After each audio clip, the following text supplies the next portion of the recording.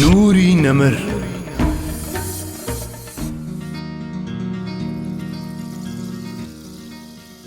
پێغەمبەری چاوەڕوانکرا و مژدەدراو.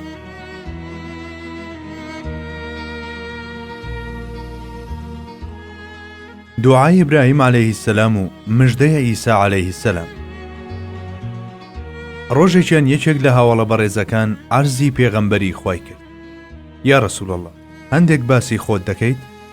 ئەویش لە وەڵامدا فەرمووی: من دوعای حەزرەتی ئیبراهیم و مژدەی حەزرەتی ئیسای کوڕی مەریەمم. قورآنی پیرۆزیش ئەم بابەتەی لە دوو ئایەتی سەربەخۆ و جیاوازدا باس کردووە. یەکەم حەزرەتی ئیبراهیم: ربنا وابعث فيهم رسولا منهم يتلو عليهم آياتك ويعلمهم الكتاب والحكمة ويزكيهم إنك أنت العزيز الحكيم. پەروەردیگار، بۆ ئەو خەڵکەی کە لە ئایندەدا دێن پێغەمبەرێک لە خۆیان ڕەوانە بکەن تا ئاەتەکانی تۆیان بەسەردا بخوێنێتەوە و فێری کتێبە پیرۆزەکەی تۆ و داناییان بکەم تا دڵ و دەرونیان لە ژەنگ و کردەوەیان لە ڕەوشتی ناپەسەند پاک بکاتەوە. بەڕاستی هەر تۆ خوای باڵادەست و دانای. دووەم ئایەت مژدەکەی حەزرەتی ئیسا: وإذ قال عيسى ابن مريم يا بني إسرائيل إني رسول الله إليكم مصدقا لما بين يدي من التوراة ومبشرا برسول يأتي من بعد اسمه أحمد فلما جاءهم بالبينات قالوا هذا سحر مبين. بیریام خەرەوە کاتێک ئیسای کوڕی مەریەم بنەوەی ئیسرائیلی ود: منیش بەڕاستی پێغەمبەری خوام بۆ ئێوە، ڕاستی تەوراتیش دەسەلمێنم کە لە پێش مندا هاتووە، هەروەها مژدە دەریشم بە پێغەمبەرێک کە دوای من دێت و ناوی ئەحمەدە، کەچی کاتێک بە بەڵگە و نیشانەی تێر و تەواو و موعجیزەی ئاشکراوە پێی ڕاگەیاندن وتیان ئەمە جادوویەکی ئاشکرایە. بەڵێ پێغەمبەری خوا عەلەیهی سەڵاتی وەسەلام هەروە لە پڕێکدا دەرنەکەوت، بەڵکو پێغەمبەرێک بوو مژدەی هاتنی پێش چەندەها سەدە درابوو هەموو جیهان لە چاوەڕوانی هاتنیدا بوو. گەورەترین بەڵگە لەسەر پێغەمبەرایەتیەکەی بریتیە لەم قورئانە پیرۆزەی کە هەتایە موعجیزەیەکی نەمر و جاویدانە. سەدان ئاەتی قورئانی خاوەن ئیعجازی بەیان بەڵگەی سەلمێنەری پێغەمبەرایەتی فەخری عالەمن. هەر کەس نەتوانێت نکۆڵی هەموو قورئان بکات، هەرگیز ناشتوانێت نکۆڵی دە پێغەمبەرایەتی حەزرەتی موحەممەد درودی خوای لێبێ بکات. ئەمە بابەتێکی سەربەخۆیە و لێرەدا باسی ناکەین، بەڵام لەو شوێنانەدا کە ئاەتەکانی قورئانی پیرۆز وەک بەڵگە دەهێنینەوە کەم تا زۆر تیشک دەخەینە سەر ئەم بابەتەش. مژدەکانی تەورات. لێرەدا باسی هەندێک لەو مژدانە دەکەین کە تاوەکو ئێستاژ لەبارەی پێغەمبەری خواوە لەناو تەورات و ئینجیل و زەبووردا ماون. ئەمە سەرەڕای ئەوەی ئەم کتێبانە دووچاری سەدان دەستکاریکردن بوونەتەوە. وردەکاری و درێژەی ئەم بابەتەش دەسپێرین بەو سەرچاوانەی کە بە شێوەیەکی ڕاستەوخۆ پەیوەندیدارن بە بابەتەکەوە، بە تایبەتی کتێبی ئەلریسالە الحەمدیەی زانای گەورە حسەین جەسیر. ئێمە لێرەدا بە ئاماژەکردن بە چەند بەڵگەیەک کە بە گرنگیان دەزانین واز دێنین. چیاکانی فاران. لە تەرجەمەی عەرەبی نوسخەیەکی تەوراتدا کە ساڵی 1944 لە ئینگلتەرا چاپ کراوە هاتووە: جاء الله من سيناء وأشرق من ساعير واستعلن من جبال فاران. واتە خوای گەورە لە سینادا ڕووی ڕەحمەتی کردە گرۆی ئادەمی، لە شاعیریشدا تەجەلی کرد، لە چیاکانی فارانیشدا بە تەواوی دەرکەوت. ڕەحمەت و چاکەی پەروەردیگار بۆ سەر مرۆڤایەتی لە سینادا دەرکەوت. ئەمەش ئەو شوێنەیە کە خوای گەورە لەگەڵ حەزرەتی موسا دادووە. ئەم ڕەحمەتەژە و پێغەمبەرایەتیە بوو کە بە حەزرەتی موسا درا، بەڵام لە ساعیردا کە فەڵەستینە ڕەحمەتی خوای میهرەبان لە ڕێگەی وەحیەوە هاتوو حەزرەتی ئیسا و ئەوانەی دەوروبەریشی داپۆشی. لە هەمان کاتدا حەزرەتی مەسیح لە پێغەمبەرە پایەبەرزەکانە و جێگەی درەوشانەوە و بەخششە زۆرەکانی خوای گەورەیە. بەڵام لەبەر ئەوەی زۆرێک لە خەڵکی هەردوو چەمکی درەوشانەوەی تەجەلا و دەرکەوتن ظهوریان تێکەڵالتە باس کردووە ئەوە دووچاری سەر لێ شێوان بوو. بەڵێ تەجەلی لە حەزرەتی عیسادا بریتیە لە نەفخەی ئیلاهی، بەڵام لە شاخەکانی فاراندا خوای باڵا دەست بە نهێنی ئەحەدیەت و مەقامی فەردیەت دەرکەوت. فارانی شواتە مەکە، ئەوە تا لە شوێنێکی تری تەورات داهاتووە کە حەزرەتی ئیبراهیم ئیسماعیلی کوڕی لە فاران بەجێهێشت، کەواتە مەبەست لە فاران مەککەیە. شایانی باسە ئەم سێ مژدەیە پەیوەندیان هەیە بە پێغەمبەران: حەزرەتی موسا، حەزرەتی عیسا و حەزرەتی فەخری کائینەت محەممەد عەلەیهی السەلام کە دوایەمینی پێغەمبەرانە. درێژەی ئاەتەکە بەم جۆرەیە: ومعه ألوف الأطهار في يمينه سنة النار.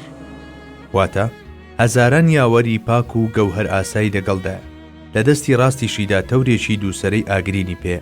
ئەمەش بەڵگەیە لەسەر ئەوەی ئەو زاتە فەرمانی جیهادی پێدراوە. ئاشکرایە کە پێغەمبەر درودی خوای لێبێ پێش دابەزینی وحی لە ئەشکەوتی حەڕادا دەچووە خەڵوەتەوە و سەرگەرمی پەرستش و بیرکردنەوە دەبوو. یەکەم جاریش لەم ئەشکەوتەدا وحی بۆ نازڵ بوو. ئەگەر فاران مەککە نەبێ ئەی دەبێت کوێ بێ؟ لە چ شوێنێکی تری دنیادا نورێکی وەک دینی ئیسلام پرشنگی داوە و بە خۆر هەڵات و خۆر ئاوادا بڵاو بۆتەوە. بەو پێی لە دنیادا شوێنێکی تر نییە ئەم وەسفانەی بەسەردا بچەسپێت، ئەوە ئەو وشە فارانە جگە لە مەککە هیچ شوێنێکی تر نییە. هەروەکو پێشتریش گوتمان ئاەتی ژمارە 21 تەکوین کە باز لە جێگەی نیشتەجێبوونی حەزرەتی ئیسماعیل دەکات. وسكن برية فاران. واتە لە چۆڵەوانی فاران نیشتەجێ بوو، گەورەترین و ڕوونترین بەڵگەی سەلمێنەری قسەکەمان. کەسیش ناتوانێت پێچەوانی ئەمە بسەلمێنێت. ئەو ڕەخنانەش کە لەم بارەیەوە دەگیرێن تەنها ڕەخنەی ڕووکەش و نازانستین.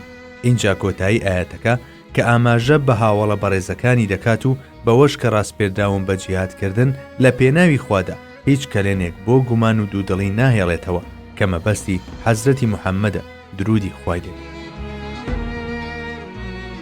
لەنەوەی حەزرەتی ئیسماعیل ئاەتی دووەم لە تەورات دەڵێ: وسوف أقيم لهم نبيا مثلك من بين إخوتهم وأجعل كلامي في فمه ويكلمهم بكل شيء آمر به. خوای گەورە لەم ئاەتەی تەوراتدا بەم شێوەیە لەگەڵ حەزرەتی موسادا دەدوێت. لە مەولانە نێو براکانیدا نەوەکانی ئیسرائیل پێغەمبەرێکی وەک تۆیان بۆ دەنێرم. قسەی خۆم دەخەمە سەر زمانی ئەو فەرمانی هەر شتێکی پێ بدەم بەوانی دەڵێت. ئاەتی 19 تەواوکەری ئەمەیە: ومن لم يطع كلامه الذي يتكلم به باسمي فأنا أكون المنتقم من ذلك. واتە هەر کەسێکیش گوێڕایەڵی ئەو قسانەی نەکات کە بە ناوی منەوە دەیان کات، ئەوە هەر خۆم تۆڵەی لێدەسەنمەوە. دەسەواژەی براکانی بەنی ئیسرائیل کە لە ئاەتەکەدا هاتووە ئاماژە بۆ پێغەمبەرێک دەکات کە لەنەوەی حەزرەتی ئیسماعیلە، تاکە پێغەمبەرێکی زانراویش کە لەنەوەی حەزرەتی ئیسماعیلەوە هاتبێ حەزرەتی محەممەدە درودی خوای لێبێ، هەروەها وەک حەزرەتی موسا عەلەیهی السەلام بە شەریعەتێکەوە دێت. لەلایەکی ترەوە ئاەتەکە ئاماژە بەوە دەکات ئەو پێغەمبەرە مژدەدراوە دێت نەخوێندەوارە. بابەتی تۆڵەکردنەوە لە یاخیبوانیش کە لە ئاەتەکەدا باس کراوە ئاماژە بۆ سنوور و سزاکان دەکات کە ئەمەش تەنها لە ئاینی ئیسلامدا بوونی هەیە. ناگونجێ حەزرەتی عیسایان حەزرەتی یوشع عەلەیهی السەلام ئەو پێغەمبەرە بێ کە لە تەوراتدا موژدەی لەبارەوە دراوە، چونکە ئەم دوو پێغەمبەرە لەنەوەی ئیسرائیلن. سەرەڕای ئەوەش حەزرەتی عیسا لە زۆرێک لە بابەتەکاندا یاسا و شەریعەتێکی تازەی نەهێناوە، بەڵکو پەیڕەوی یاسا و شەریعەتی حەزرەتی موسا بووە.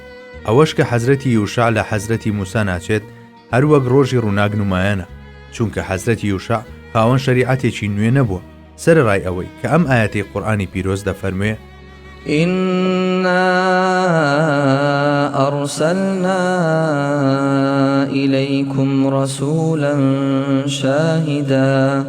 شاهدا عليكم كما أرسلنا إلى فرعون رسولا. وبەڕاستی ئێمە پێغەمبەرێکمان بۆ ڕەوانە کردوون کە بووەتە شایەت بەسەرتانەوە، هەروەکو چۆن بەلای فیرعەونیش پێغەمبەرێکمان ڕەوانە کرد. ئاماژە بۆ لێکچوونی حەزرەتی موسا و پێغەمبەری پێشەوامان دەکات. لە ڕاستیدا دوا بەڵگەی ئەم ئاەتە پێویست بە هیچ بەڵگەیەکی تر ناکات.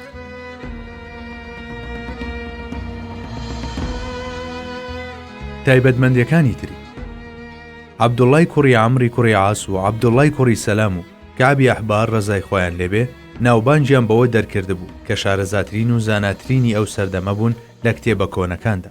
لەوانەوە ڕیوایەت کراوە کە تەورات پێش ئەوەی ئەم دەستکاریەی ئێستای بکرێ ئەم ئاەتەی تێدا بووە: يا أيها النبي إنا أرسلناك شاهدا ومبشرا ونذيرا وحرزا للأميين أنت عبدي ورسولي سميتك المتوكل ليس بفظ ولا غليظ ولا سخاب في الأسواق ولا يدفع بالسيئة السيئة ولكن يعفو ويغفر ولن يقبضه الله حتى يقيم به الملة العوجاء بأن يقولوا لا إله إلا الله.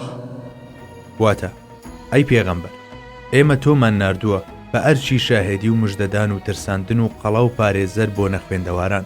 تۆ بەندە و نێرداوی منی. ناوم ناوی ئەلموتەوەکل، زۆر بڵێ و دڕەق نییە و لە ناو بازاردا هات و هاوار ناکە. پاداشی خراپە بە خراپە ناداتەوە، بەڵکو لێبردە و لێخۆش بووە. خوا نایباتەوە بۆ لای خۆی تا ئەو کاتەی ڕێبازی دار و لەوێری پێڕاست دەکاتەوە و خەڵکی دەڵێن لا ئیلاهە ئیلا الله. ئێستا بابیر بکەینەوە، ئاەتەکەی تەورات مەبەستی کێیە؟ پێویست بە توێژینەوەیەکی قوڵ ناکات تاوەکو تێبگەین کە مانای ڕواڵەتی ئاەتەکە پەیوەندی بە پێغەمبەرێکەوە هەیە کە هێشتا نەهاتووە. لە ئاەتەکەوە لەوەش دەگەیت کە جگە لە پێشەوای مرۆڤایەتی حەزرەتی موحەممەد مستەفا درودی خوای لێبێ هیچ کەسێکی تر نییە بۆ هەموو خەڵکو و سەرانسەری جیهان نێردرابێ، هەروەک ئاەتەکە پێی دەفەرمێت: ئەی پێغەمبەر، ئێمە تۆمان بە ڕێبازی ڕاست و دروست و مژدەبەخشەوە بۆ هەموو جیهانیان ڕەوانە کردووە، بە ترسێنەریش بۆ ئەوانەی ڕێچکەی خوار و خێچیان گرتووە و لە پاشە ڕۆژی خراپ ئاگاداریان دەکەیتەوە. لە بەردەم هەموو خراپەکاری و ڕەوشتە نزمەکاندا دەوەستی تاکو و خەڵکان نەکەونە ناو ئاگری بڵێ سەدار، هەروەها ببیتە مەشخەڵ و ڕووناچی بۆ سەر لێ شێواوانی ناو تاریکایی، دەستی ئەوانیش بگریت بەرەو بەهەشت و ڕەزامەندی خوا بیان بیت. ئێمە ناردومانی تاوەکو لە سەروبەندی نەفامیدا ببیتە پاڵپشت و قەڵا بۆ نەخوێندەواران. هەر کاتێک ئەوان شوێنت کەوتن و تۆیان کردە پاڵپشت و پەناگەی خۆیان، ئەوسا پارێزراو دەبن و میهر و بەزەیی پەروەردیگار دەیانگرێتەوە. تۆ بەندە و ڕەوانەکراوی منی. بەڵێ، ئەوە تا ئێمەش هەمیشە لە نوێژەکانماندا کاتێ تەحیات دەخوێنین شایەتی دەدەین کە ئەو بەندە و پێغەمبەری خوددایە. بەڕاستی سیفەتی ئەلموتەوەکلم بۆ داناوی. ئەگەر هەر هەموو جیهانیش دژایەتیت بکەن و بەرامبەرت بوەستن و لەگەڵت بەشەڕ بێن، ناتوانن تاڵەمویەکت بژاکێنن. بەڵێ، هەموو پێغەمبەرێک لە پشت بەستن بەخوادا ئاسۆیەکی تایبەتی هەیە، بەڵام تۆ لەم بوارەدا تایبەتمەندێکی ترت هەیە، هەر لەبەر ئەمەیە کە ناوم ناویت ئەلموتەوەکل. اینجا وتارەکەی ڕوودەکاتە جێناوی نادیار کە ئەمەش جۆرێکە لە ستایش و دەڵێ ئەو هەرگیز کەسێکی تۆڕە و دڵڕەنجێن و نەفرین خواز نییە، بەڵکو دارای ئەدەب و ڕەوشتێکی سەنگین و بەسام و ویقارە. ئەو کەسێک نییە لە بازاڕەکاندا هاوار بکات و وتەی نەشیا و بەزاری دابێت، چونکە بەکارهێنانی ئەو شێوازە بۆ ڕاکێشانی سەرنج و بەیاخی خەڵکی بەڵگەی لاوازی و نیشانەی لە خۆبایی بوونە کە بە دڵنیاییەوە ئەو لەم ئاکارە نەخوازراوانە پاک و بەریە. ئەو هەرگیز وەڵامی خراپە بە خراپە ناداتەوە. ئەوە تا عەرەبێکی دەشتەشی دێت بۆ لای و کراسەکەی لە ملی جەڕ دەدا و پێی دەڵێ حەقی خۆمم بدەرێ. ئەم ڕەفتارە زبرە کە دەماری تۆڕەیی لە دەرونی هاوڵانیدا دەوروژێنێ زەردەخەنە دەخاتە سەر لێوی پێغەمبەری خودا کە نمونەی بەرجەستەبووی سۆز و میهرەبانیە و بە هاوڵەکانی دەفەرموێ مافی خۆی بدەنێ. بەڵێ، ئاکاری بەرزی ئەو بە جۆرێک بوو کە تەنانەت لەو تاوانانەش خۆش دەبوو کە هەرگیز شایانی لێخۆشبوون نەبوون، بە مەرجێک بە زاندنی سنوورەکانی شەرعی تێدا نەبوو بێ. ئەوە تا سەرنج بدەن چۆن پاش فەتحی مەکە لێبوردنی نوان لەگەڵ خەڵکی مەکەدا کە چەندین ساڵ ئازار و ئەشکەنجەیاندا بوو. سەرباری ئەوەی هەرچێکی بووی ئستەیا دەیکرد بەرامبەریان کەچی پێی وتن اذهبوا فأنتم الطلقاء، بڕۆن ئێوە ئازادن. تەقدیری ئیلاهی وەهای بڕیاردا بوو تا ئەو کاتەی مرۆڤانێک کە لە نێو گومڕاییدان و نەغڕۆی ژینی جەهالەتن بەو نورەی کە پێغەمبەر هێناویەتی ئیستیقامەت وەردەگرن، خوای باڵا دەست خۆشەویستەکەی بۆ لای خۆی نەباتەوە، نەشی بردە. واتە بڵندبوونەوەی بەرەو ئەڕەفیقە لەعلا لە پاش کامڵبوونی دین و کۆتایی هاتنی وەزیفەکەی دەبوو. ئەو کاتەش کە هاوڵەکانی دەرچوانی مەدرسەی نبووەت مەقامی نمایندەیی ئەویان بەدەست دەهێنا، لە خەڵکیدا دەبڕا و دەچووە حەزوری دۆستی حەقیقی. ئەمەش لەبەر ئەوەیە ئەو فەرمانبەریەی کە ڕووی لە ژیانی دنیاە ئەو دەم دەگەیشتە پایە. بەڵێ، تەورات بەم خەسڵەتانە وەسفی دەکرد. ئەو کاتیش کە تەشریفی هێنا سیرەی پیرۆزی بووە نمونەیەکی بەرجەستەی ئەو وەسف و ناونیشانانە. لە ڕاستیدا ئەوەی لە تەورات داهاتبوو تەرزی ژیانی پێغەمبەری خوا صلی الله عليه وسلم کەواتە دەبێ ئەو پێغەمبەرە چێبێ کە تەورات باسی دەکات. ئایا لە مێژوودا کەسێکی تر هەبووە ژیانی بەو شێوەیە بووبێت کە لەسەرەوە باسکراوە؟ بەبێ هیچ گومانێک نەخێت، کەواتە ئەو کەسایەتیەی باسکراوە جگە لە پێغەمبەری سەروەرمان هیچ کەسێکی تر نییە. نوری نەمر